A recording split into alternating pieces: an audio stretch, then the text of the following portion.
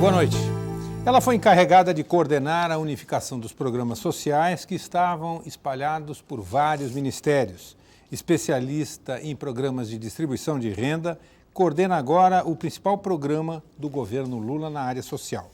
O Roda Viva entrevista esta noite a assessora especial do presidente da República, Ana Fonseca, secretária executiva do programa Bolsa Família. Ana Fonseca é cearense, tem 52 anos e é formada em História pela Universidade de Campinas, com mestrado em História Social do Trabalho e doutorado em Estudos sobre Família e Políticas de Renda Mínima. Pesquisadora do Núcleo de Estudos de Políticas Públicas da Unicamp, ela coordenou, em 2001, o Programa de Renda Mínima da Prefeitura de São Paulo, que oferece bolsa para famílias manterem seus filhos na escola. Em 2002, a convite do ministro da Fazenda, Antônio Palocci, Ana Fonseca fez parte da equipe de transição do governo entre a vitória e a posse do presidente Lula. No ano passado, ela foi chamada para coordenar a unificação dos programas sociais do governo.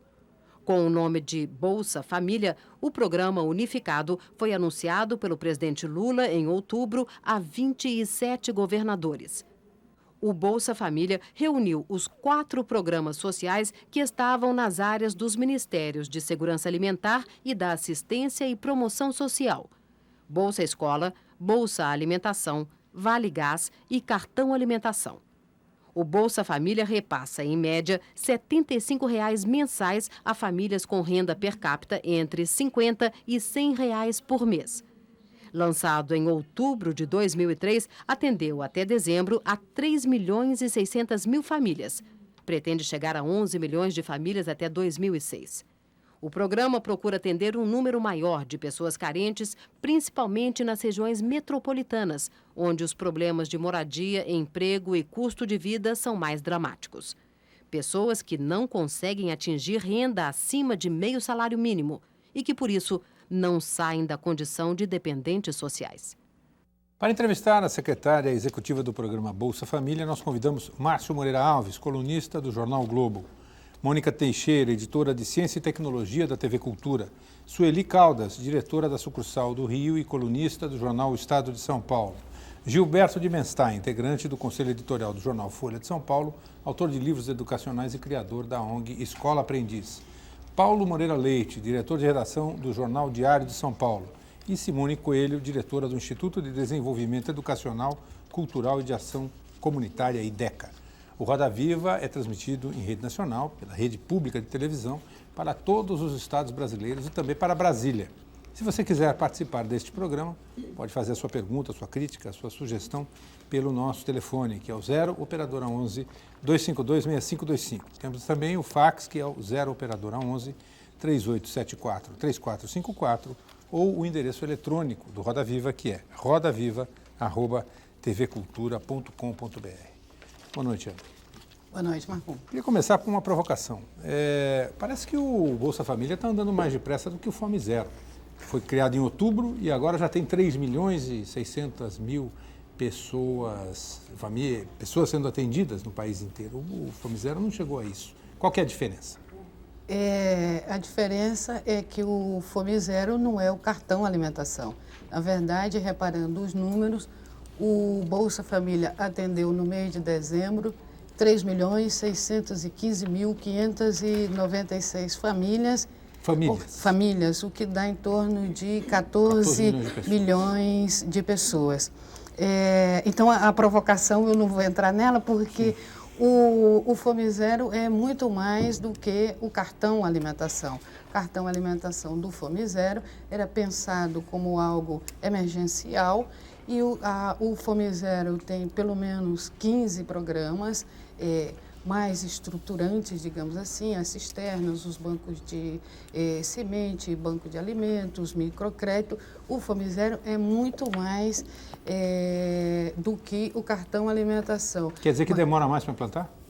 Não quer dizer que demora mais para implantar, é que o objetivo não era exatamente atingir um número de famílias, aquelas famílias em situação muito grave, em situação de emergência, era um público-alvo privilegiado do Fome Zero no semiárido do Nordeste e no Vale do Jequitinhonha. mas o Fome Zero era muito mais do que o cartão alimentação. Ao fazermos a unificação, as famílias beneficiárias pelo cartão alimentação migraram, digamos assim, para o programa Bolsa Família e o Fome Zero continua com as suas ações. Ana, de uma coisa, finalmente o Bolsa Família é um programa focado e muito bem focado nos mais pobres entre os pobres. São aqueles que que vivem com uma renda de até R$50 por mês. Então, está bem focado nessa faixa de renda das pessoas, que são realmente as pessoas que mais precisam de política pública. No Brasil, os programas sociais, eles beneficiam ainda hoje muito mais as pessoas de classe média, às vezes até rico, e os menos pobres entre os pobres. Tem um estudo do Ministério da Fazenda que diz que só 4% dos gastos com a área social chegam até a essa faixa de pessoas que vivem com R$50 por mês. Só 4%, entre 100% dos gastos sociais do país. Então, o cartão Bolsa Família veio para atender essa população. A concentração de renda no Brasil, ela é muito cruel e é muito enraizada e tem fortes dos tentáculos políticos, de lobbies. Analisando simplesmente a concentração de renda pública, por exemplo, só de renda pública, não de renda privada, daquilo que o contribuinte paga para o governo, você vê a distribuição que é feita dessa renda pública na área social, é o seguinte: tem, por exemplo, a aposentadoria do judiciário. No judiciário, a aposentadoria tem R$6.000 em média. Paga-se R$6.000 para o aposentado do judiciário, do contínuo até o desembargador. A média é R$6.000. O maior orçamento da educação vai para a universidade pública, que atende grande parte famílias ricas, filhos de famílias ricas. Além do mais, o Sistema S, por exemplo, SESC, SENAI, SESI, que são contribuições das empresas que repassam para os preços. Portanto, os empresários costumam dizer, olha, o dinheiro do SESI é da empresa. Não é. Não é porque a empresa repassa o dinheiro para os preços. Então, é um imposto. Quem paga é o contribuinte. O dinheiro do SESI, SENAI, que são mais de 3 bi, está indo mais para as federações e confederações de empresários, para construir suas sedes luxuosas, etc. Porque todos eles cobram por curso. O curso deveria ser de graça e eles cobram por curso. Você não quer sintetizar? Eu só queria listar como é que se concentra a renda no Brasil, porque eu queria que você eu queria conduzir a pergunta, finalmente, para dizer o seguinte: qual seria uma forma, você não acha que seria justo, uma forma do governo atacar realmente esse problema de frente e todos esses recursos que são gastos com classe média, com classe rica, fossem canalizados para aqueles que precisam realmente, os mais pobres entre os pobres, os que vivem com R$50 por mês? O Bolsa Família está precisando de dinheiro, né? Precisando de verba. Quer dizer, não seria justo tirar a verba desses programas sociais para canalizar para o Bolsa Família? Como atacar isto? Sueli, o Bolsa Família é um programa que se dirige às famílias com renda até R$100, né? Pagando hoje no Brasil um benefício no valor de média Brasil, R$72,80, e com um orçamento para esse ano de 2004 de 5,4 bilhões.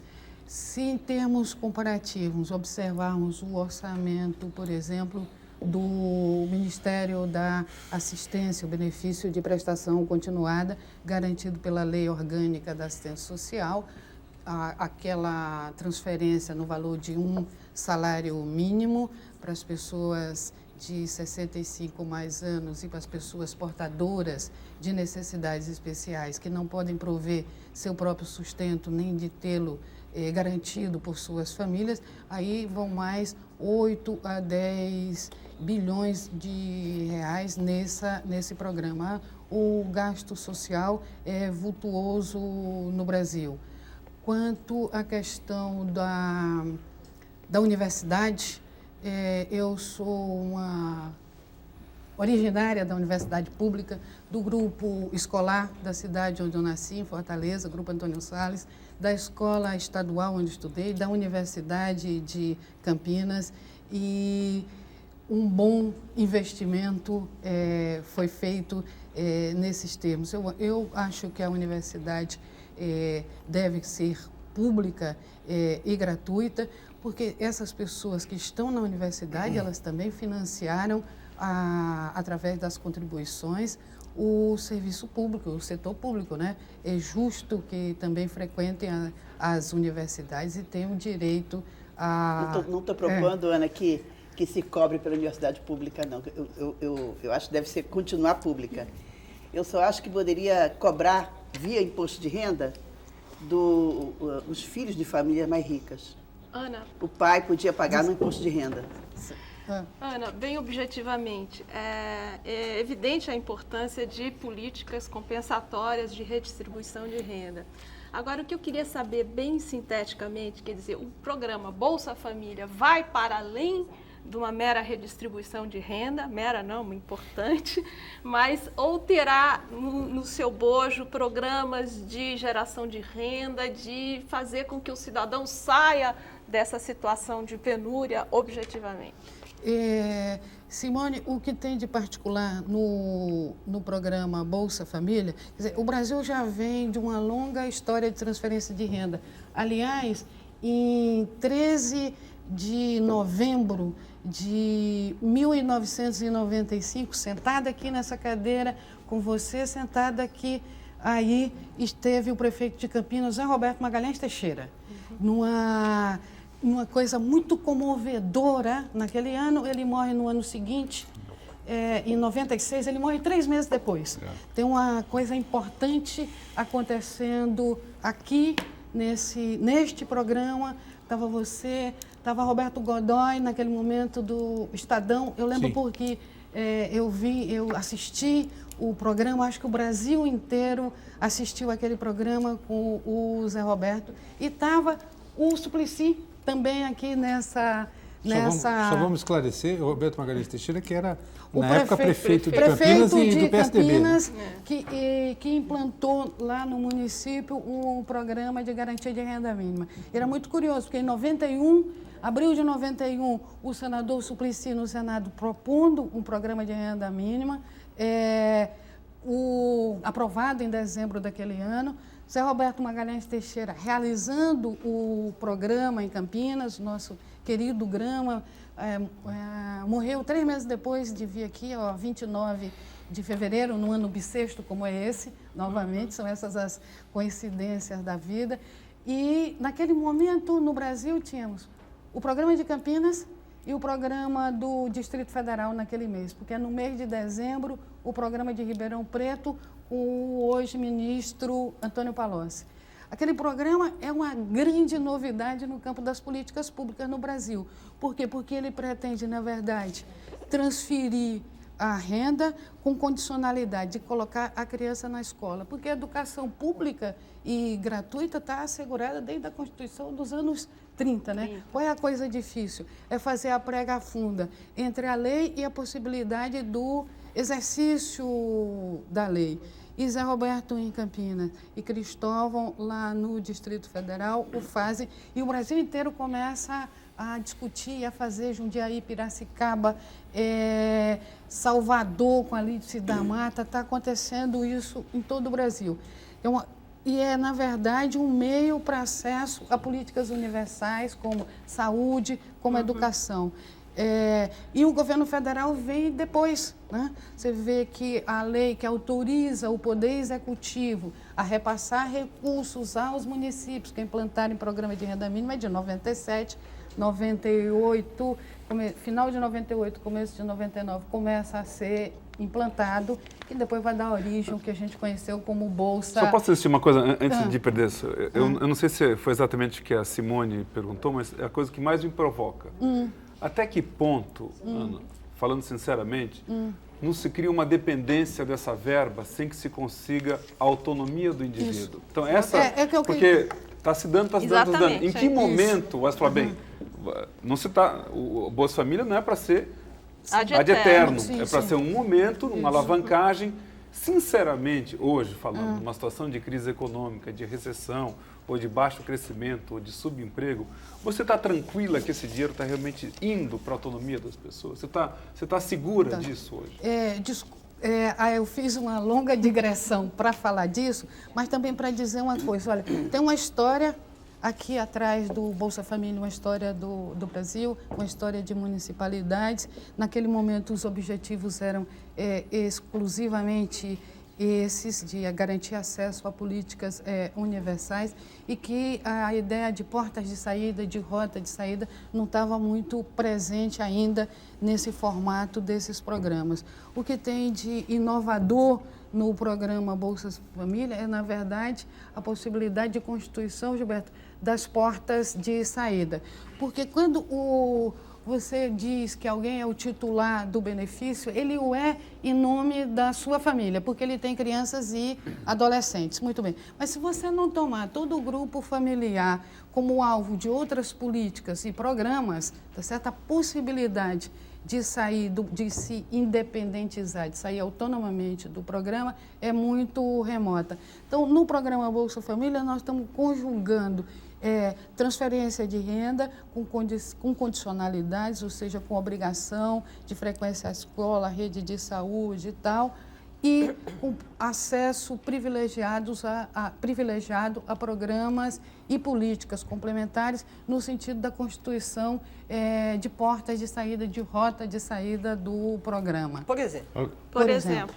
Por exemplo, a gente usa muito e se fala muito uma palavra chamada sinergia, e que pouco se traduz em termos práticos isso. É muita coisa. Não é isso? O que é sinergia? Na verdade, é que você transfere renda para a Ana, dá microcrédito para o Gilberto, Mas isso é o Fome Zero, não é o Bolsa Alimentação. Não, estou falando de sinergia. O que é? Se você não faz com que essas políticas e programas se casem, a força sinérgica delas é nula. Você não pode transferir renda para algum, fazer microcrédito para outro, economia familiar para outro. Então, estamos tomando todos os membros da família, ou seja, como alvo privilegiado de outras políticas. O primeiro passo é o cadastro. E programa. O primeiro passo é ter um cadastro. Então, tem direito aos outros programas, é isso? Isso. Não, aí são dois pedaços, cadastro e outros programas.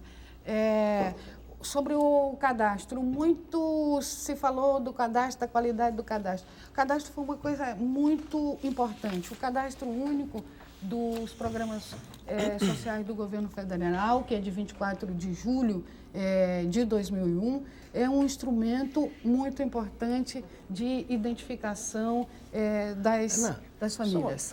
Desculpa. Mas eu não tinha respondido. Desculpa, Paulo. Do jeito que está hoje, a autonomia do indivíduo ainda é uma hipótese. Exatamente, eu queria perguntar. É uma hipótese ainda. Perfeito. Porque é o seguinte, isso é um plano de governo que vai afetar o governo estadual, o governo municipal, vai se ter um grande cadastro, vai se investir em educação, para que em algum momento esse jovem não precise mais. Por enquanto é uma hipótese de trabalho. Não, é muito mais que isso. Deixa eu perguntar, que eu vou, exatamente. Qual é o seu horizonte de trabalho? Vamos falar assim, quer dizer, nós estamos começando um programa que começa com 3 milhões de famílias, o objetivo é chegar em 11 milhões de famílias, chutando 50 milhões de pessoas, que uma hora vão sair das asas do Estado, vamos falar assim, e vão estar andando aí. Qual que é o seu horizonte, assim? Porque isso significa, no fundo, fazer, não sei que número a gente vai dar para isso, uma revolução social, eu não sei o que é, mas é uma coisa desse porte. 50 milhões de pessoas no Brasil é mexer com 1/3 da população. Qual que é o seu horizonte para isso aí? Quer dizer, estamos falando de governo, estamos falando... Quando é que a gente vai começar a ver isso aí? Isso, vamos começar a ver. A tua questão, que tem a ver com ela, que tem a ver com a questão da Simone.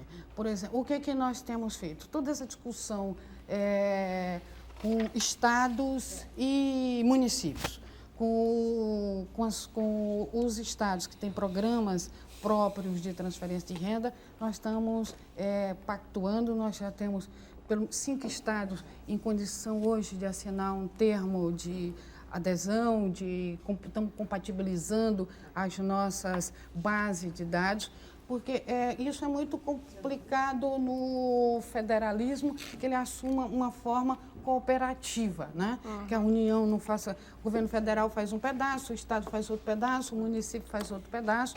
Nós estamos batendo as nossas bases de dados, em primeiro lugar, isso, tá certo? Para ver quem é que recebe duplamente e quem não recebe nada, para que aquele Estado possa considerar como parte do valor do seu benefício a transferência, o que lhe dê uma margem de recursos para melhor ampliar ali e, simultaneamente, com os estados que tenham ou não tenham programas próprios de transferência de renda, programas e políticas complementares, para criar exatamente essas rotas de saída. E aí o cadastro, Marcum, é um instrumento da maior relevância.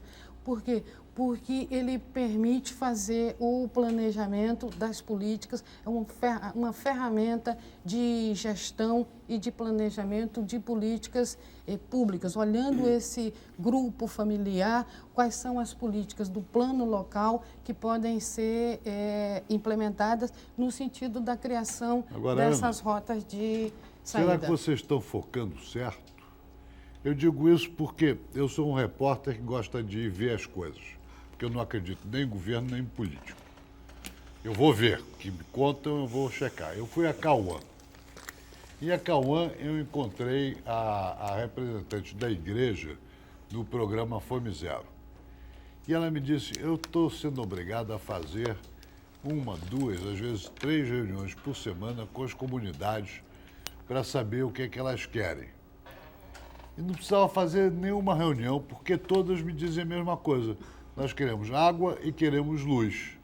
E água e luz não estão no programa Fome Zero, ou não estavam naquele tempo, há um ano.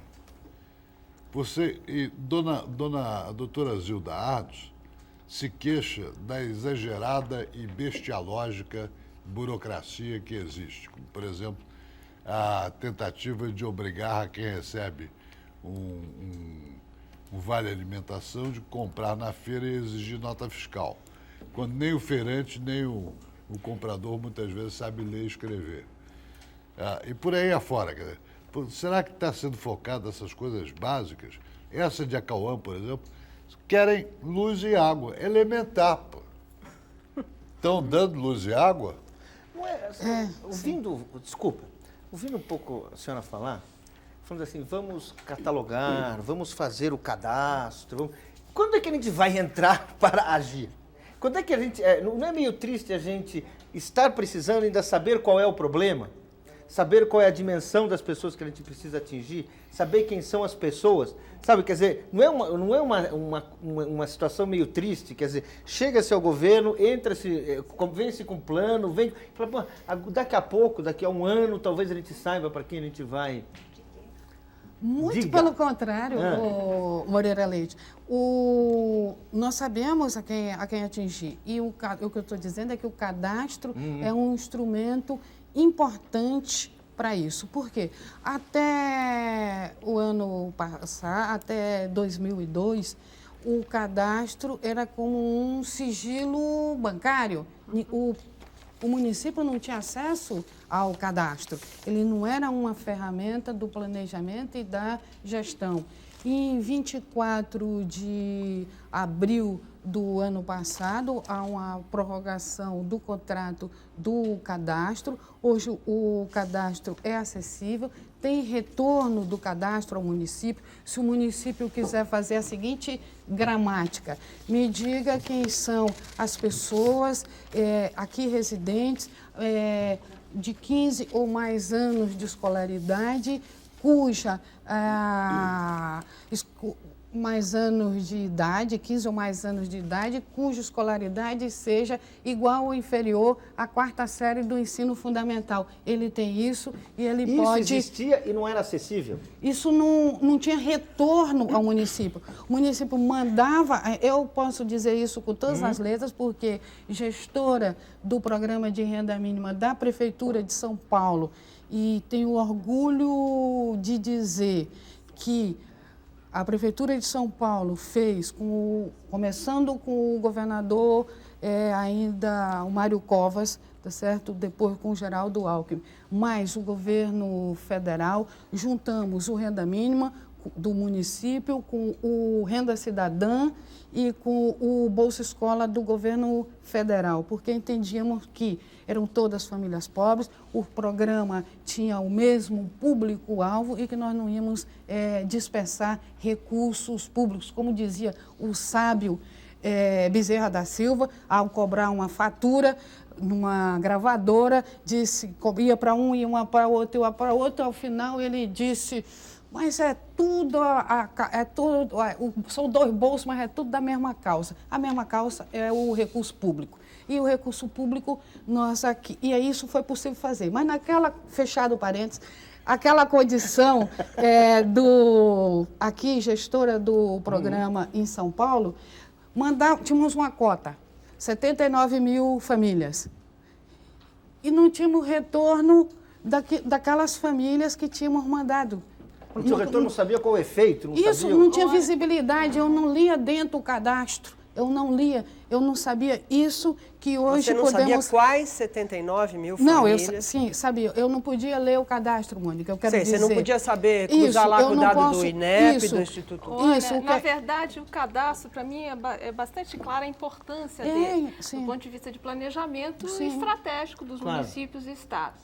Agora, isso deve ter exigido, e era isso que eu gostaria que você explorasse um pouco, um enorme esforço de articulação das diversas instâncias governamentais, governo federal, estadual e municipal, né? Que tipo de dificuldades vocês enfrentaram nessa articulação?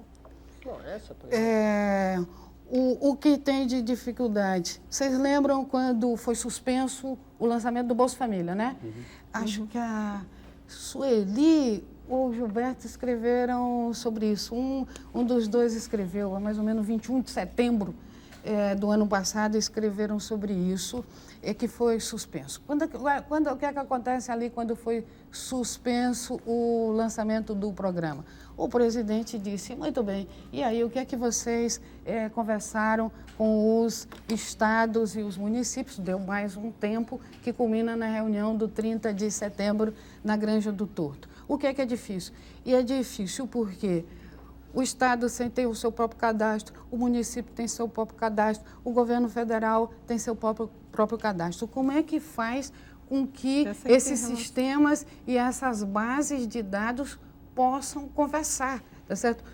E mais do que isso, as bases de dados conversar e fazer política. E fazer política. E todos querem aparecer também, o cartão é pequeno, né? Não, mas cabe todo mundo na fotografia, Gilberto. O cartão é desse tamanho. Cabe todo mundo na fotografia. Cabe todo mundo, não tem problema quanto a isso. Aliás, vocês viram que não tem um cartão chamado Bolsa Família? Esse cartão não existe. Não existe aquela senhora Miriam que aparece ali, é uma senhora de ficção. Esse cartão Bolsa Família não existe, as pessoas continuaram recebendo com seus próprios cartões. Ele ele existirá quando a gente começar a fazer essas pactuações, que todo mundo possa se colocar ali na fotografia, cabe todo mundo na fotografia. Porque o objetivo é chegar ao ponto do município, Ana. É chegar ao ponto do município. Você quer saber, o sujeito que mora em São Paulo, que programas ele recebe, o sujeito que mora em João Pessoa, cada um você vai saber o que ele recebe em cada instância de governo. Esse é o objetivo? Sim, o que eu quero, na verdade, os estados, normalmente, eles pagam muito mais, sempre pagaram, e os municípios, do que o governo federal. O Goiás paga 120, Mato Grosso do Sul paga 136 e assim está variando. E é uma enorme crueldade que você tenha uma família aqui que recebia 15, 30 ou 45 do governo federal e sua vizinha recebendo 120, porque se trata de famílias em igualdade de condições. Então, na verdade, ao juntar os recursos, nós queremos também tratar de forma semelhante a essas famílias e poupar recursos públicos para aumentar a cobertura. E estamos combinando o jogo, digamos assim, com programas e políticas complementares para construir as portas de saída. Nós vamos fazer um rápido intervalo, voltamos daqui a instantes. Até já.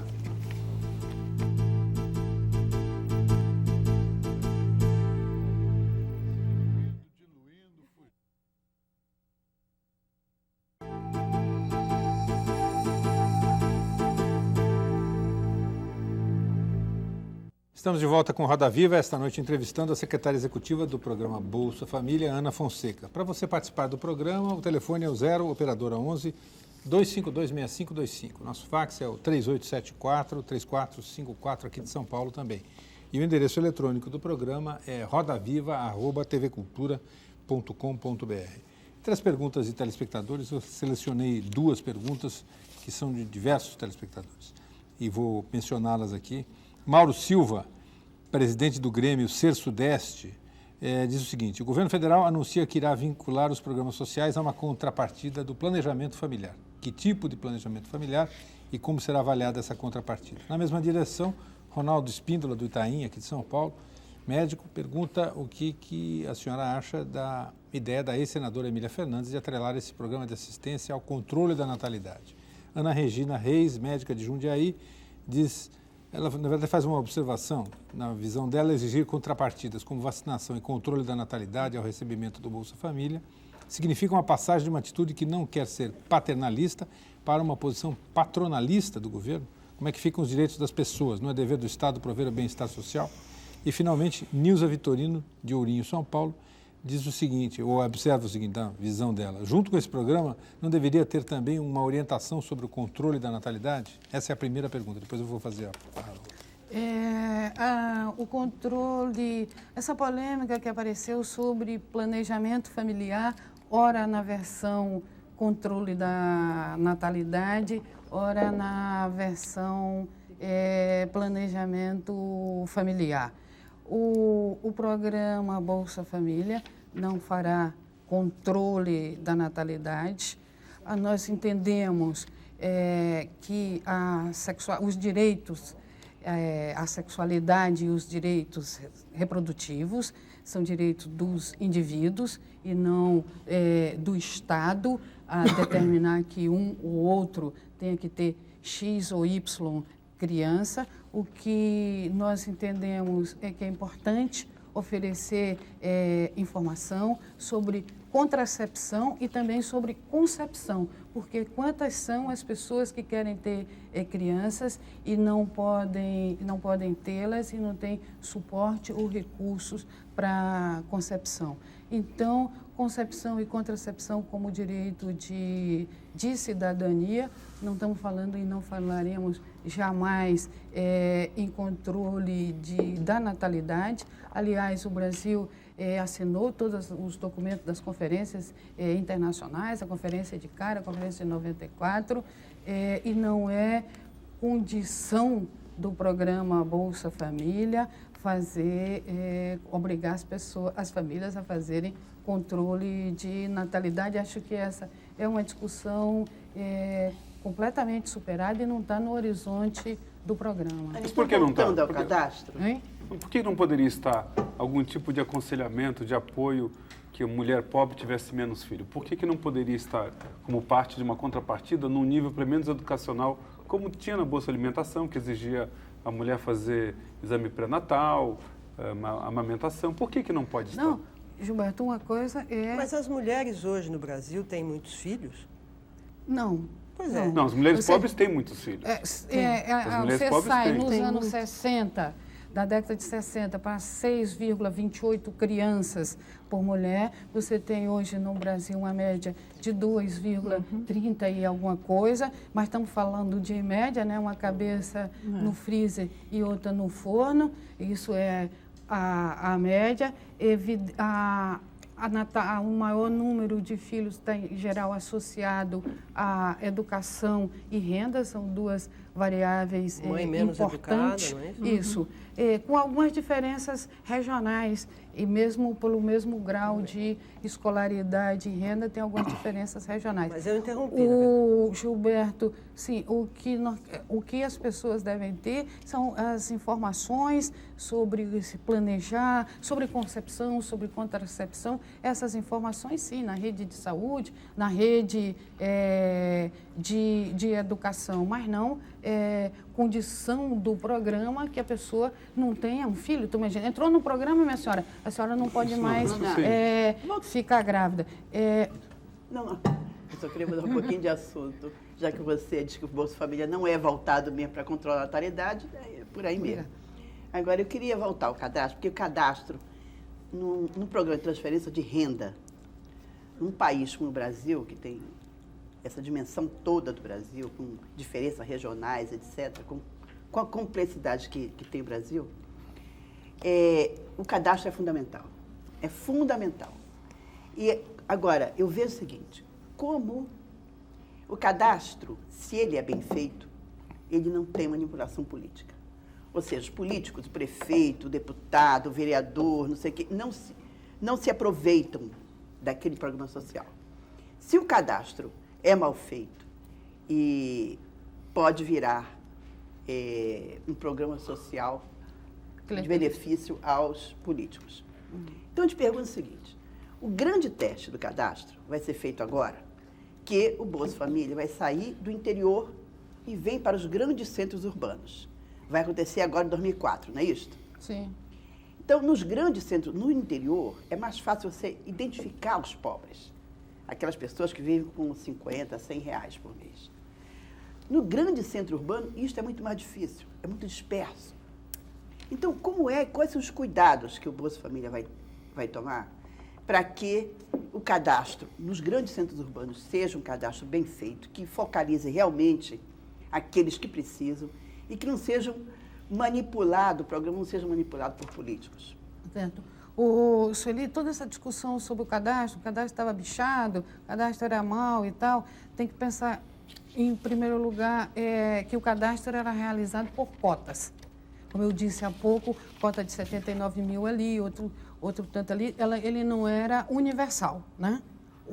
Essa era uma característica do cadastro. Desculpe, eu não entendi. Como assim? Eu também não. O cadastro... Mas o que distingue uma coisa da outra? Eram cotas? Cotas. Sim.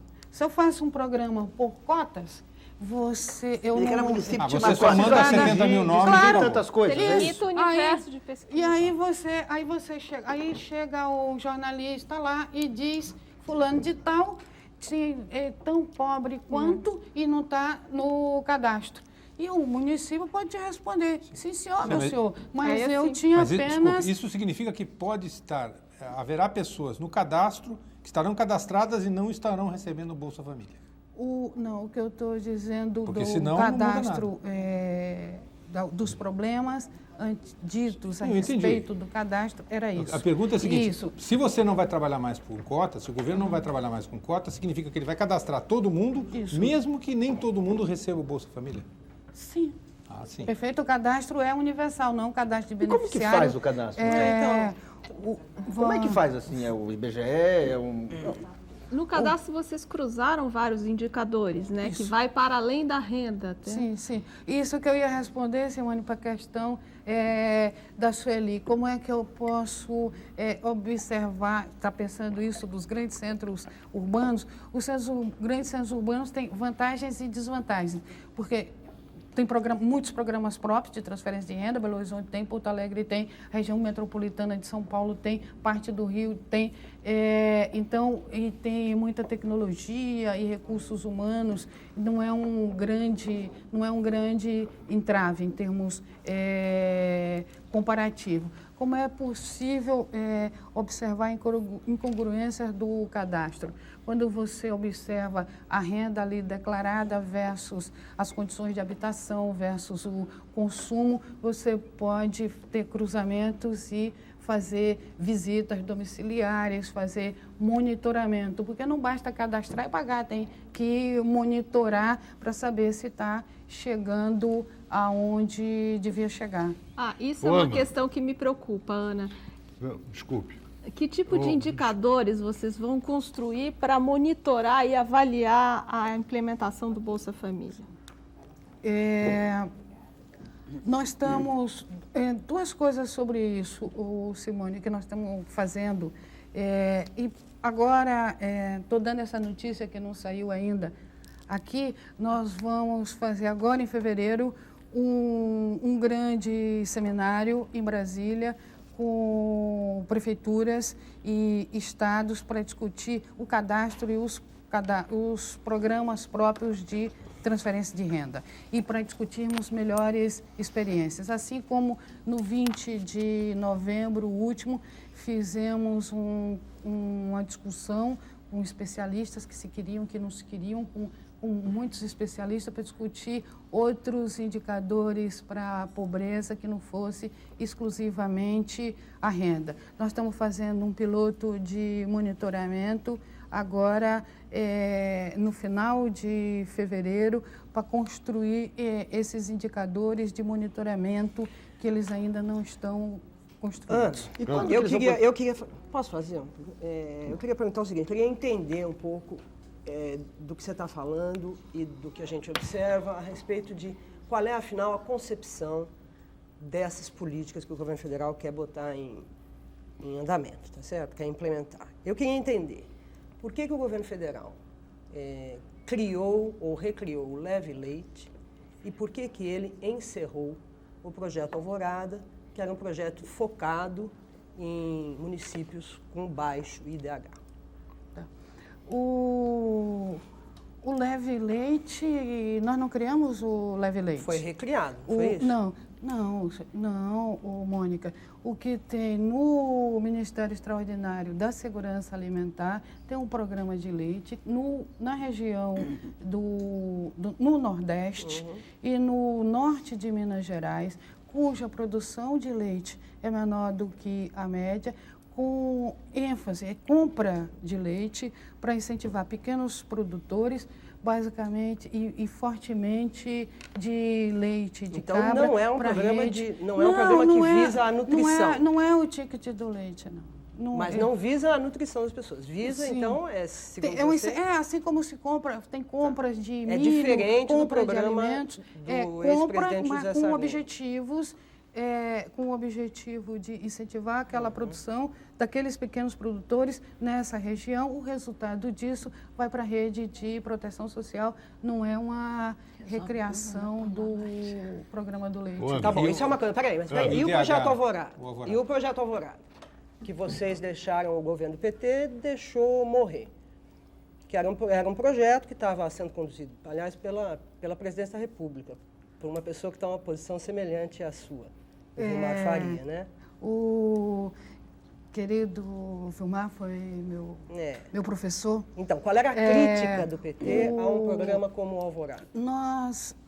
Eu acompanhei pouco a discussão interna do projeto Alvorada, do portal Alvorada, que reunia um conjunto de ações de alfabetização, de muitas iniciativas. O que nós fizemos, na verdade, nesse campo, tá certo? Que da transferência de renda propriamente dita, é disso que eu posso falar para ti aqui, para os ouvintes do Roda Viva, são acerca dos programas de transferência de renda. Nós unificamos esses programas dispersos e superpostos e pulverizados, sem deixar de reconhecer desde o primeiro momento o mérito desses programas. Acho que é uma coisa importante, nós não estamos inventando a roda. Do Bolsa escola, Que já do existia, Bolsa Alimentação, foram Vale programas Gás. do Auxílio Gás, que foi mais recente, é de vocês 2002, nós incorporamos tudo isso. E incorporamos porque foram importantes aquelas iniciativas, elas foram importantes, elas pertencem à nossa história da nação. O Alvorada, não. O Alvorada eu não posso te dizer porque eu conheci pouco o programa Alvorada. Se eu disser qualquer coisa vai ser superficial. E, na verdade, quando nós unificamos esses programas, porque eles estavam todos um dentro do outro, tá certo? Com várias estruturas para operá-los, uma pulverização muito grande de recursos, dos recursos públicos.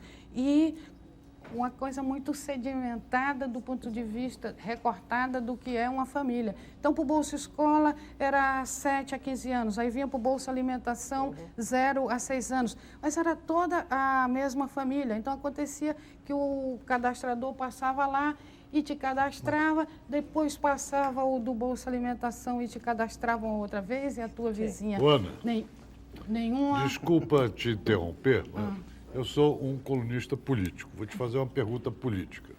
Você juntou essas iniciativas todas, Bolsa Escola, Bolsa isso, Bolsa aquilo, gás. Muito bem. O que o ministro Zé Graciano e a ministra Benedita da Silva vão fazer na vida? Vão jogar dominó? Porque não tem mais o que fazer. Muito pelo contrário, Márcio. A ministra Benedita, no Ministério da Assistência Social, tem tarefa da maior importância, porque o que a Constituição de 88 fez? E depois se transforma em lei. A Lei Orgânica da Assistência Social é uma legislação da maior relevância e importância que tem naquele ministério, com recursos importantes. O que tem ainda naquele ministério? Tem o PET, ali dentro, o Programa de Erradicação do Trabalho Infantil. Tem mais o programa Agente Jovem. O Ministério da Assistência tem o que fazer e tem o que fazer constitucional e legalmente o que fazer. O Ministério Extraordinário da Segurança Alimentar não é o cartão alimentação, a única coisa que veio para o Bolsa Família na prática foi o cartão alimentação. Então, o que tem tarefas a esses ministérios, eu estou convicta que tem essas tarefas. Ana, só um pouquinho. Uma contradição. Feliz, só um pouquinho, vou fazer as perguntas dos dois telespectadores aqui. Ana Borges, de Marília, São Paulo, pergunta o seguinte: como é que ela pode conseguir o cartão do Bolsa Família? Ela tem 60 anos e não tem renda nenhuma lá em fora. E o Fabiano Batista de Almeida, de Juazeiro do Norte, no Ceará, diz o seguinte: estou desempregado, sou casado, sendo que minha esposa trabalha como assalariada, ganha um salário mínimo e até hoje não consegui, diz ele, fazer o cadastro em nenhum programa social. Como é que ele deve proceder para fazer o cadastro único dos programas sociais? Já procurou a prefeitura e não conseguiu nada. Imagino que há já outras pessoas na mesma condição. Sobre o Juazeiro do Norte. Fabiano de Juazeiro do Norte. O programa Bolsa Família dirige as famílias com crianças e adolescentes de dias de vida a 15 anos de idade e renda por pessoa da família menor ou igual a R$100. Se ele se enquadrar nesses critérios, ele pode e deve se inscrever no programa. Se é um casal, que o cabeça do casal ganha um salário mínimo, não se enquadra. Depende se eu dividir pelo número de pessoas da família. 120. Tá. E no caso se inscreve aonde? Na prefeitura. Ana, uma pergunta. Eu só queria fazer uma provocaçãozinha. Deixa só o Paulo Moreira Leite para a gente democratizar um pouco aí, por favor. Isso, por favor. O meu jornal é o Diário de São Paulo, o jornal que eu dirijo, é da cidade. E uma das coisas mais impressionantes que aconteceram em São Paulo, acho que nos últimos 10 anos, é essa invasão da cidade por miseráveis que moram embaixo de pontes, que estão no seu farol, que fazem acrobacias na frente do seu automóvel. Quer dizer, tem uma presença da miséria urbana brasileira, acho que ela nunca foi tão forte nem nunca tão marcante. E esse retrato, acho que é uma coisa que agride, é uma coisa que dá aquela sensação de que nós estamos sendo conformados a viver com isso, dá a impressão que os poderes públicos em todos os níveis aceitam isso como uma coisa inevitável e que isso agora vem aqui para todo sempre. Tem até um artigo do Antônio Hermílio esse domingo falando, vamos fazer alguma coisa ou não vamos fazer alguma coisa. Você consegue imaginar que... Eu queria perguntar assim, por que não se faz alguma coisa para a gente pensar que daqui a um ano a gente não vai ter mais isso? O que falta fazer para falar, olha, essa miséria mais humilhante, mais deprimente para o lado de lá e para o nosso lado também, é deprimente para todo mundo, como é que a gente não acaba? São 10 mil pessoas em São Paulo, sei lá quantas são no Rio, não é muito. Como é que a gente não acaba isso? O artigo do Antônio Hermílio eu li, e ele fala das 10 mil pessoas e 2 mil crianças, né? E parece bastante simples, porque 10 mil pessoas é nada, exatamente, né? É pequenininho, basta um espaço físico e alguns profissionais e a questão está resolvida. E você vê, já faz algum tempo que eu saí daqui, mas o Boracéia, da Prefeitura de São Paulo, uma coisa enorme, 17 mil metros quadrados, está atendendo aí, oferece 2 mil refeições dia, 500 Mas como é que a gente não pessoas, tira essas pessoas da rua? Isso, como é que a gente deixa que uma criança de 5 anos fique pedindo dinheiro para a gente no farol? Ou você dá o dinheiro, você dá o dinheiro. Você dá ou não dá, mas não, se você pode. dá? Eu não dou. Mas dá, às vezes eu você dou. dá. Você fica com culpa, eu você dou. dá. Você fica Claro. Mas enquanto der, vai ter, Paulo. Enquanto permitir, mas é claro, mas... A Ana dá, você dá esmola na rua? Mas então nós somos todos complacentes. Quando vê uma criança bater, você não dá esmola? Não me aperta o coração. Mas então como é que é isso? Você dá esmola? Primeira pergunta, você dá esmola? Não. Tá Nunca bom, dá esmola? perfeito. Não. Então precisamos educar todo mundo para não dar. Não dou. Mas já vi situações muito difíceis. Já tive... Não vou contar isso aqui ao vivo, porque o bar, nem todo mundo do Brasil vai conhecer, mas uma criança vendia flores e eu estava com um amigo que comprou as flores e deu de volta a criança. E ela se pôs a chorar e ele ficou desarmado. E por quê? Porque ela teria que vendê-las outra vez e ela já devia... Queria ir para casa, né? Então, mas Tá no com sono. entanto, Mas São não Paulo... São duas É que não é São Paulo, isso é um vê. fenômeno Não, nacional, né? tem São Paulo porque a gente está aqui. Veja, Paulo, 10 mil pessoas, 10 mil adultos, ele dá os números, entre 25 e 56 anos. É tudo e as impressionismo, criancinhas mas e tal, enfim. o pororô, aparentemente é muito pouco, mas precisa mais do que um espaço físico, porque se fosse um espaço físico Não é só e espaço fosse físico, evidentemente. profissionais, isso seria bastante simples de resolver. Você tem que persuadir as pessoas a saírem das ruas, e isso não é simples. Mas elas não estão ocupando um espaço que é público. Não. A gente não está deixando uma... Olha, eu vou fazer uma colocação assim que vai parecer bem estranha e vocês digam aí, mas a gente não está entregando a cidade. É um espaço público. Por que a gente deixa as pessoas transformarem, por exemplo, em frente ao cemitério? Tem um cara que passou meses residindo ali, que tinha cachorros, cozinhava na rua. Tudo bem, é isso. Ou então a gente vai intervir e para intervir com sucesso a gente vai ter o que oferecer. Me dá a impressão assim, como a gente não tem o que oferecer, a gente está democratizando, transformando em democracia isso aí. Será que não? Estou perguntando assim, porque o seu trabalho eu sei que foi respeitável, sei que você foi para Brasília depois de ter feito aqui coisas muito boas, mas assim, eu estou querendo entender por que a gente não consegue resolver isso de fato. Sem medidas fascistas, vamos falar claramente. Se fosse 12 mil pessoas, isso aqui em São Paulo é nada para uma população de 10 milhões e 400 mil habitantes. É porque o problema é mais do que um espaço físico, é mais do que recurso humano. Você tem que persuadir as pessoas a saírem das ruas. E o país precisa crescer, não é? E o país precisa crescer. Mas essas pessoas estão morrendo mas já. Quando vai resolver crescer, elas não vão ser absorvidas. Aqui. As pessoas que estão na rua, elas já passaram. Infelizmente, eu acabei de voltar de Nova York. Estava cheio de camelô na rua. E o assunto camelô discutido na primeira página do New York Times, como a gente discute aqui. Pois é. Então não é tão... Não estou falando de um país de terceiro Mas mundo, é que a primeiro maior mundo. Parte dessas pessoas de que você está falando, essa paisagem urbana que mudou muito em São Paulo. Mudou mesmo, mudou no Pra Brasil, pior. né? Vamos falar francamente, mudou no Brasil, não vamos? Não, mas em São Paulo é muito marcante. Nos marca, mas essas pessoas estão principalmente trabalhando na rua, elas não estão principalmente pedindo. As crianças estão sendo exploradas. Não estou falando das crianças, não. Estou falando Sim, mas das trabalhar é ser explorado. de adultos. Como que é? De adultos Trabalhar é ser explorado. Eu queria lembrar... Mas então, deixa eu perguntar. Só um pouquinho, eu só queria lembrar mais uma vez Nós estamos entrevistando, Ana, não vamos transformar isso claro. num debate sobre as crianças e os adultos que vivem nas ruas. Eu teria muito a contribuir. Então, mas eu quero perguntar nessa uma coisa. Então, por favor. o programa Renda Mínima de São Paulo é o maior do Brasil. Aqui, uma vez, nesse mesmo lugar, o secretário Márcio Pockmann disse para mim, nós temos uma coisa que me pareceu uma espécie de uma angústia dele. Ele estava sentado do meu lado e ele disse, olha, a gente faz o maior programa do Brasil e é uma gota no oceano. Não sei se foi exatamente isso que ele falou, mas ou então um grão de areia na praia. Quer dizer, esses programas de transferência num país que não cresce há muito tempo, num país que tem essa desigualdade social e de renda que a gente sabe qual é. Esses programas, um pouco voltando à pergunta do Paulo, qual é o seu horizonte? O que você tem à sua frente? Quer dizer, quando tiver 11 milhões de famílias em 2006, como o presidente Lula disse, 11 milhões de famílias num programa de renda mínima vai ser o fracasso da política econômica, porque o que a gente espera é que 11 milhões de famílias, 50 milhões de pessoas não precisem de renda mínima, não é isso? Bom, o Márcio, quando veio aqui...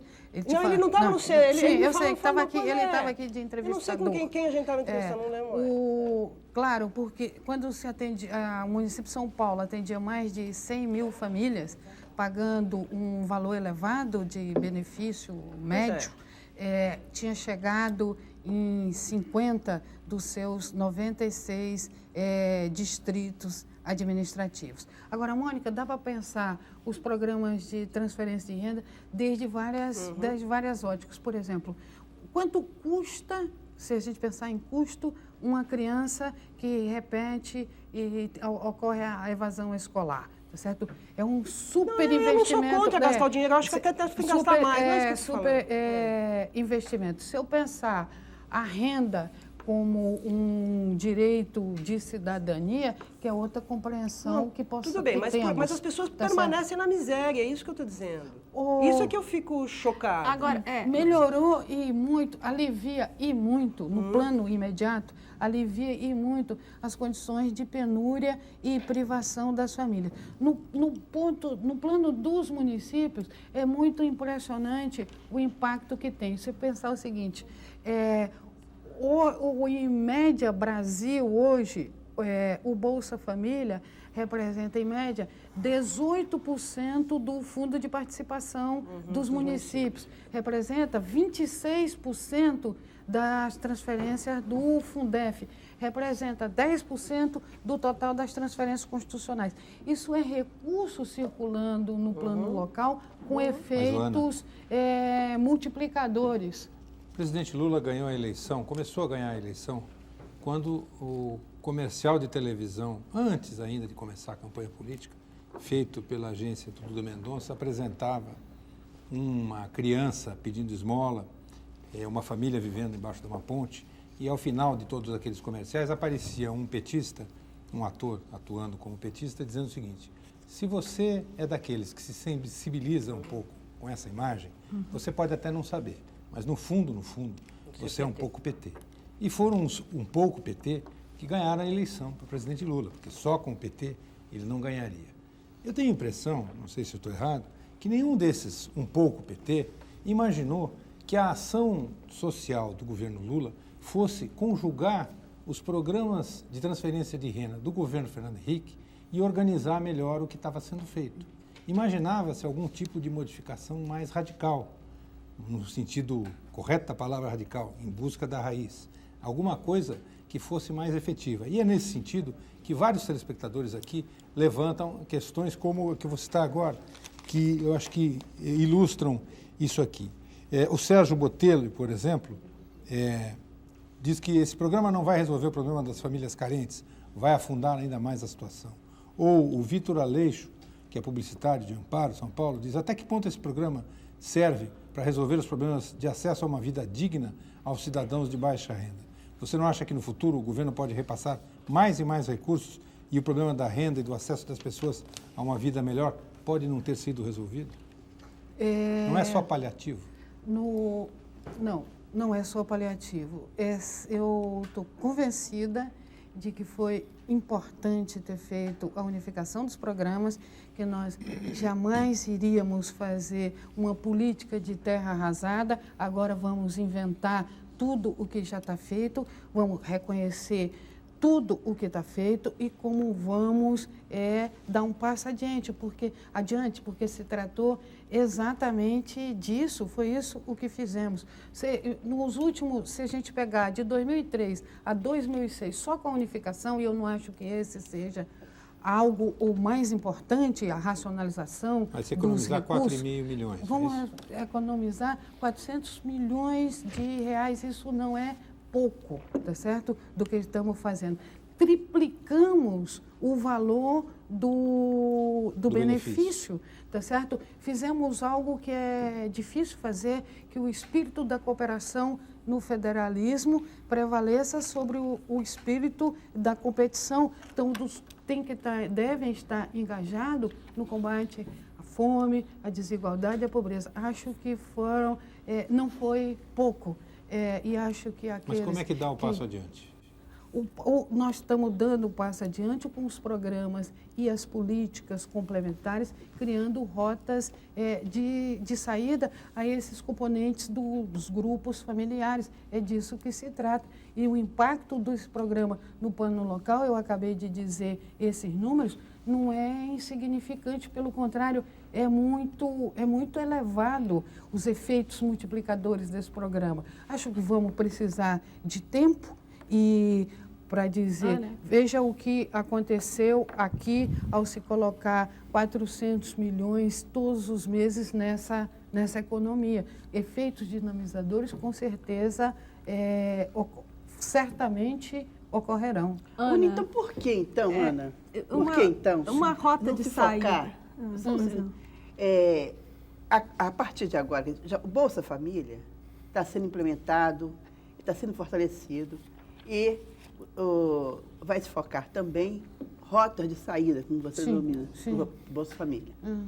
Agora, por que não concentrar nisto, ao invés do presidente Lula, semana passada, lançar um programa que chama Programa de Renda Mínima, que nada mais é do que o Bolsa Família.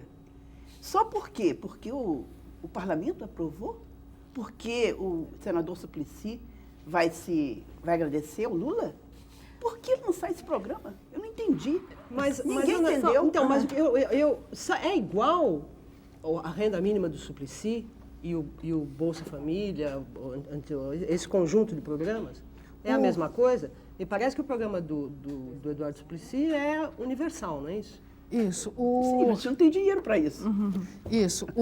Mas é que é uma questão importante aí, né? O que é um programa universal e o que não é um programa universal. Não, o projeto do senador Suplicy, tal qual aprovado pelos senadores, de todos os partidos, aliás, o relator era o Francelino Pereira, e o presidente sancionou. O que ele diz? Ele diz que todo cidadão brasileiro, independente da sua condição de renda, terá direito à participação na riqueza da nação. Ponto. Isso é possível no Canadá, aqui no Brasil não. Ponto. Primeira parte ali. Segunda parte. A estratégia de implantação será gradativa e dirigida àqueles mais necessitados. Olhando desse ponto de vista, eu podia te responder que o Bolsa Família, o programa Bolsa Família já é o programa do Suplicy começado. É esse o passo naquela direção que o senador vislumbra. Qual é a diferença entre um e o outro? Porque o programa Bolsa Família, ele tem um corte, Mônica, por renda familiar. O projeto do senador Suplicy é uma renda incondicional a todo e qualquer brasileiro. Porém, é um programa que prevê implantação gradativa a partir de 2005, focalizados nas pessoas mais pobres. Ele é um programa que prescinde da descendência. Não tem nenhuma condicionalidade. Isso, e prescinde da descendência morando sob o mesmo teto para ter acesso, como o Bolsa Família. E eu estou respondendo a Sueli que, olhando o programa do Suplicy para frente, eu digo, o Bolsa Família já é o programa do Suplicy começando. Voltando um pouco à questão das rotas de saída, se unificou vários programas, certo? E se unificou também as contrapartidas das famílias, porque, por exemplo, Bolsa Escola, a criança tinha que estar na escola. Quer dizer, essas contrapartidas vão ser fiscalizadas e monitoradas de que forma? Porque isso pode significar uma rota de saída. Isso, mas essa daí é de mais longo prazo, né, Simone? Pensar que os efeitos da educação, eles são muito, para essas crianças, eles são lentos, muito mais demorados do que tu possa também concentrar políticas e programas. Mas você tira ela da rua e bota ela na escola. Mas estou dizendo melhora o cenário do Paulo. Então, os efeitos da escolaridade se fazem sentir no mais longo prazo. Você sabe melhor que eu sobre isso. O que, se unificamos as condicionalidades, daquelas do Bolsa Alimentação, do Bolsa Escola, numa coisa coerente com essas condicionalidades que vinham dos programas anteriores. Com aquela da manutenção da criança na escola, de 2 faltas, da gestante fazer o pré-natal e aquilo que já tinha como condicionalidade para o grupo familiar tá Ou mantido. seja, agora, em vez de uma família que antes recebia apenas a verba do Bolsa Família e prestava contas com relação às crianças... Só aquelas do 7 a 14, ela presta conta do grupo inteiro. Do grupo inteiro familiar. Tá. É isso. Ana, e vamos pensar um pouco em dinheiro. Se forem... Mas antes de falar isso, eu queria, na verdade, perguntar a pergunta que eu quero fazer é outra. A gente falou aqui, a Sueli falou várias vezes, na necessidade de focar programas. E você agora acabou de se fazer uma diferença entre o programa proposto pelo Suplicy e o programa que você está coordenando, que é o fato do seu ser focado e do Suplicy ser universal, dirigido a todos os brasileiros. Primeiro, eu queria saber se você acha que os programas devem ser focados ou devem ser universais, os programas de política pública. Do ponto de vista técnico, quais dão o melhor resultado? E a segunda coisa, eu queria te fazer que você começasse a resposta dizendo o seguinte: o SUS, na sua opinião, é um programa universal ou é um programa focado? O ministro disse que é um programa universal e focado. Eu não uso. Espero não essa polêmica... Só explicando, universal, porque todos os brasileiros têm direito ao SUS, focado, porque quem usa o SUS é porque precisa do SUS. E aí ele mostra. Mas veja, eu estou de acordo com o Humberto e o SUS é o Sistema Único da Saúde. É universal. A saúde é um direito universal. Tanto quando se discutia o cartão do SUS, tinha por trás dessa discussão, mais antigamente, o seguinte problema. Como o Ministério repassa uma coisa que chama PAB, o piso da atenção básica, tem um PAB per capita, habitante ano, e um PAB por programa. PSF, PACS e tal. Mas como a saúde era universal, em algumas situações o prefeito podia comprar uma Kombi e transportar as suas pessoas para o outro, e aí o outro devia atender porque era universal. Uma função importante naquele momento da discussão do passado era que o cartão também funcionasse como uma câmara de compensação. Ele é universal e focado no sentido que os pobres que vão atrás, entre aspas, né? Não, porque, o que o ministro disse não é isso. Não, tem a declaração porque, aqui. Veja só, Mônica, quando você faz...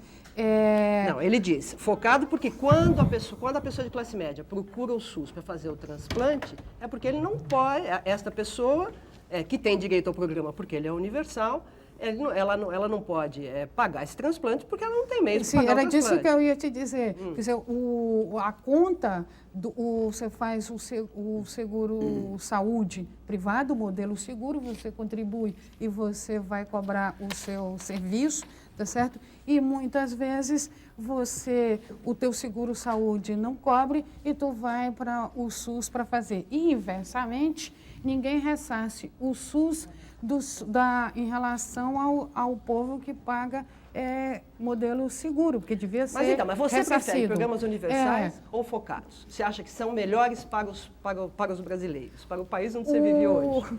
Essa discussão da focalização versus universalização, ela é uma discussão que teve aí alguns meses atrás com a professora Maria da Conceição Tavares, dizendo que são políticas focalistas e tal. E, na verdade, falar em focalização e universalização no Brasil é uma disjuntiva complicada, porque, dado o contingente de pobres, é difícil se falar em focalização, porque o foco é muito grande. O foco é muito grande, tem que abrir a Câmara totalmente, né? Porque quando a pobreza... Grande angular. Quando a pobreza é um fenômeno residual, aí faz sentido falar de algo focalizado. Nos termos da nossa sociedade, não faz sentido falar de focalização nesses termos. Mas isso é diferente do que a Sueli está falando. A Sueli está falando do destino daquilo, está chegando bem, no sentido que todos que estão dentro daqueles critérios estão recebendo. Ana, vamos fazer mais um rápido intervalo. A gente volta já já.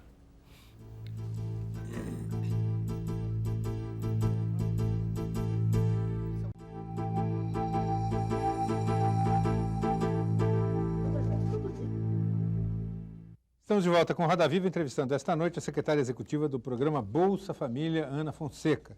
Para você participar do programa, o telefone é o 0 operadora 11 252 6525, o fax é o 3874 3454 e o endereço eletrônico do programa rodaviva@tvcultura.com.br. Você também pode dar a sua sugestão para o programa, fazer sua crítica e, como sempre, a gente faz, todas as perguntas que não forem formuladas serão encaminhadas à entrevistada para que ela possa eventualmente tomar conhecimento e, se for o caso, responder.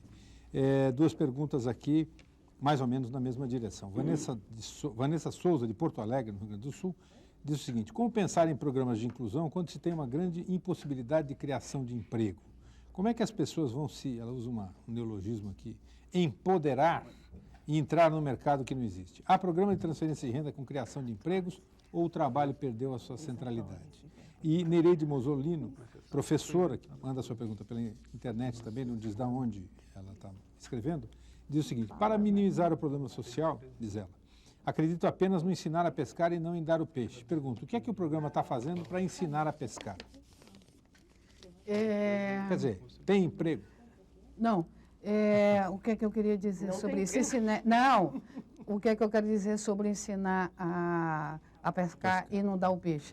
É uma crueldade enorme, né? Porque tem que dar o peixe também, né? Enquanto ensina a pescar, pelo amor de Deus, dê o peixe, né? Não é justo, senão a pessoa não vai ter nem força para segurar o anzol. O que nós estamos falando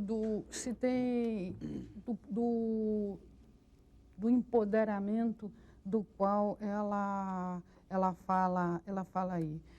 O que eu acho que as pessoas ganham enquanto incorporação ao programa, sobretudo com os programas complementares, coloca-se no horizonte dessas pessoas a possibilidade de saírem com as suas próprias pernas do programa.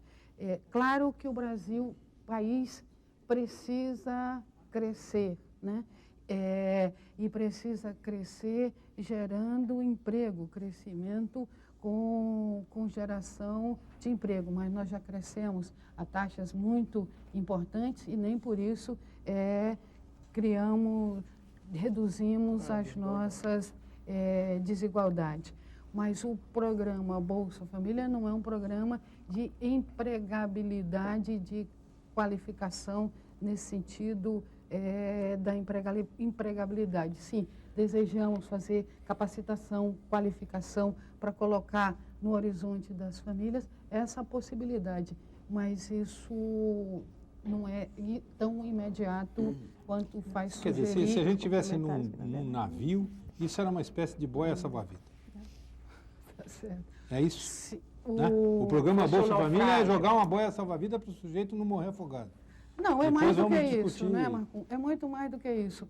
É porque eu acho que a gente tem dificuldade de compreender a renda como um direito e como um direito de cidadania. Uma sociedade como a nossa, organizada, com base no mundo do trabalho, é só você ir aí nos dias de São Expedito, que é avexado para danado, e está todo mundo com a carteira de trabalho, né, das causas perdidas, querendo que algo aconteça. Nós temos um modelo de proteção social que é fundado no emprego, uma contribuição e um direito a um benefício, tá certo? Nós temos um modelo de proteção social muito fundado no modelo seguro, né? E quais são os primeiros benefícios desvinculados de contribuição? Aposentadoria rural, em 1974, a renda mensal vitalícia e os benefícios derivados da Constituição de 88, que estão na Lei Orgânica da Assistência Social. Fora desse leque, não tem benefício independente de contribuição.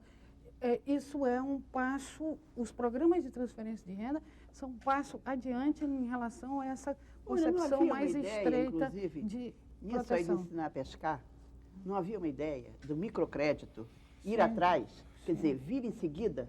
Sim. Ou seja, você dá microcrédito para o chefe de família, para ele montar um negócio, para ele agricultura familiar ali, para ele produzir alguma coisa. Isso está nos planos do programa? Isso está nos planos do programa. Com relação ao microcrédito, também há que se identificar, Sueli, pessoas com capacidades e potencialidades empreendedoras, não é isso? Em algumas experiências, se você não identifica potencialmente pessoas empreendedoras, isso fica difícil. Tem um debate aqui, né, na Roda Viva com o Zé Roberto Magalhães Teixeira, onde ele conta, Márcio estava aqui presente, a história de uma senhora da Prefeitura de Campinas que pegou o dinheiro que recebia do programa, andou comprando uns tanquinhos, que aquela coisa bate a roupa e não tosse, e oferecia para a redondeza, para lavar os panos de prato, e oferecia isso nos bares.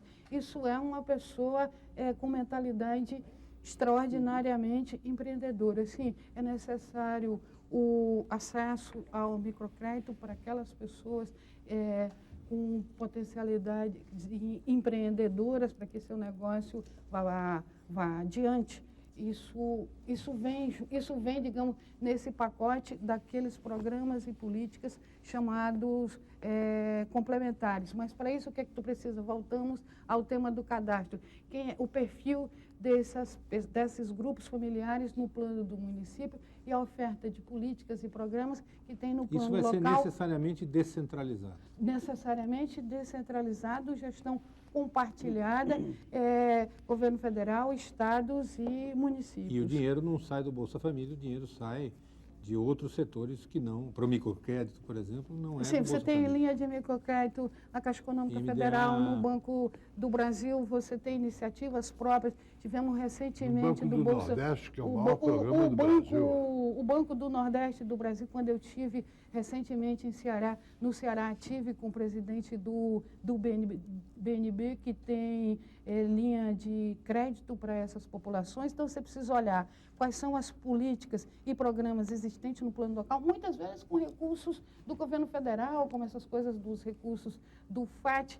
No governo, tivemos recentemente uma reunião com o professor Singer para ver onde estão o chamado oportunidade solidária, todas essas iniciativas para fazer um mapeamento no Brasil, para que a gente passe esse perfil dessas pessoas versus as ofertas no plano local, para que se possa fazer essas rotas de saída. Ana, deixa eu pegar um pouco carona nessa veia aí que você tomou, no seguinte sentido, quer dizer, eu acho que no Brasil hoje já existe, e isso, digamos que foi mérito do governo Fernando Henrique, durante o governo Fernando Henrique se conseguiu se articular bastante bem, cresceu a articulação entre governo, empresas, fundações e sociedade civil organizada. Eu queria um pouco que você discorresse, quer dizer, localizar onde estão esses nichos de capacitação da população, né, nessa via do microcrédito. Quer dizer, eu acho que a sociedade civil organizada avançou muito, né, com experiências bastante interessantes. Isso foi abandonado? Quer dizer, essa articulação com as empresas e fundações e sociedade civil, a gente não ouve mais falar. Né? Como é que está isso? Pelo contrário, Simone, pelo contrário, olha, veja a experiência do Banco do Povo de Palmas, que você deve conhecer bem. Do Banco do Povo, chamado Banco do Povo, da Prefeitura aqui, da Prefeitura do município de São Paulo. Você tem realizados com recursos públicos e governamentais e com recursos de fundações e de outros parceiros aportando recursos aí dentro.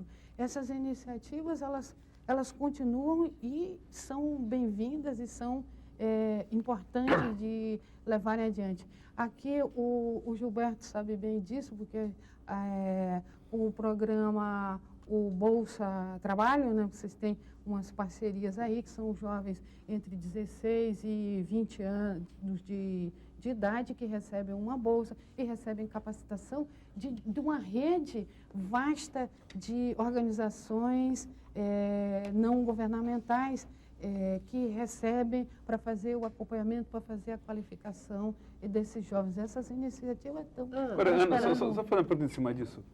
A eleição já acabou, já passou um ano. Você é uma intelectual, uma estudiosa. O que o PT falava da política social do Fernando Henrique estava um pouco exagerado, a julgar da forma como vocês reciclaram os programas. A política social do Fernando Henrique era melhor do que o PT falava no palanque para poder chegar ao poder ou não? Sinceramente falando, agora que já passou aquele clima eleitoral, você que agora está comandando a política do PT e teve que pegar uma política social anterior. Olha, era tão ruim como se falava no palanque? O que eu acho que tinha de ruim, embora às vezes são coisas inevitáveis.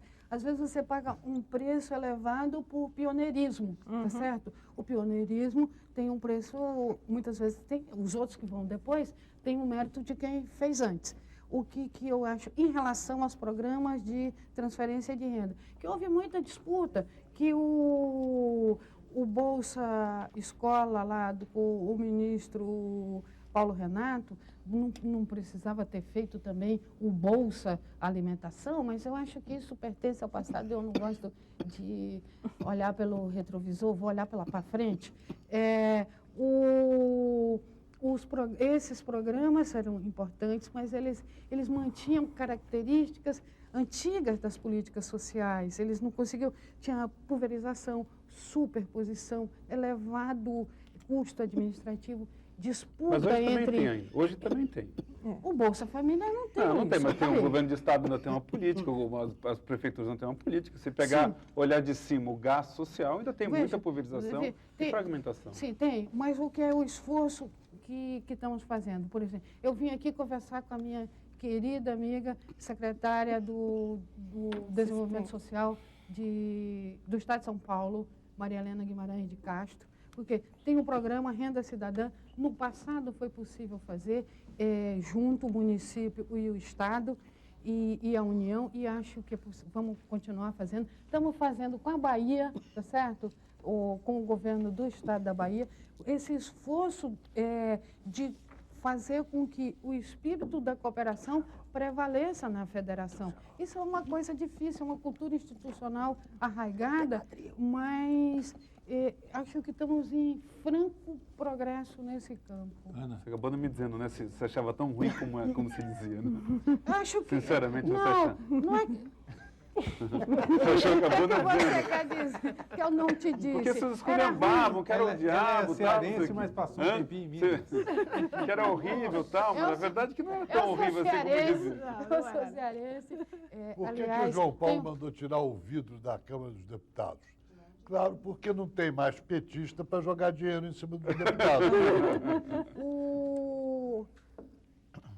Eu acho que tinha características que eram ruins. Eu própria na condição de pesquisadora do Núcleo de Políticas Públicas da Universidade de Campinas, quando em 96 visitamos pela universidade todos os programas de transferência de renda, já chamávamos atenção para essas questões das políticas de transferência de renda.